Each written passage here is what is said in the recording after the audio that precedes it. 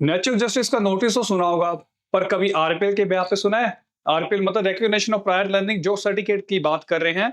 आपने सुना होगा पिछले मंथ 7500 के आसपास जो क्वालिफिकेशन थी उनको कैंसिल कर दिया गया था डिपार्टमेंट की तरफ से। वो क्यों? क्योंकि वो सारी बोगस थी, मींस के बिना पढ़े लिखे उनको वो क्वालिफिकेशंस बच्चों को मिली थी। इनको बोल देते हैं आरपीएल, जो आप बेसिकली जॉब के लिए यूज करते हो। ऐसा ही केस हमारे पास आया जिसको S57 आया आरपीएल के बिहाफ पे। आप देखें, उन्होंने स्टूडेंट वीजा में आरपीएल यूज किया जिसकी कोई रिक्वायरमेंट नहीं थी।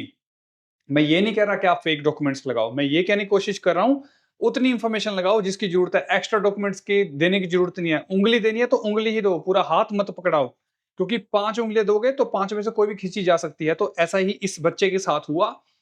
अब वो जस्टिफाई नहीं कर पा रहा। रीजन पता है?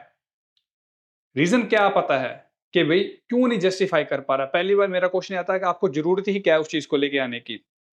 अब जिस चीज की जरूरत नहीं है आप फिर भी उनको थोप रहे हो, तो आप एक पैर पे कुल्हाड़ी मारने वाली बात है। ये बेसिक सा फंडा है। पर अगेन, मैं ये नहीं कह रहा आप फेक डॉक्यूमेंट्स यूज करो। मैं ये कह रहा हूँ कि भाई जो चीज जिसकी जरूरत है उतना ही यूज करो। अगर आप एक्स्ट्रा कर रहे हो तो make sure you know how to justify, कि आप जस्टिफाई कर पा रहे हो उस चीज को कि नहीं कर पा रहे हो। क्योंकि नुकसान आपका होना है, किसी और का तो होना नहीं है। अब S57 आया है, रिप्लाई की वेट कर रहे हैं। सिचुएशन कई बार ऐसी हो जाती है कि आपको ना इधर के रहे ना उधर के रहे। आप कहाँ पे रहे?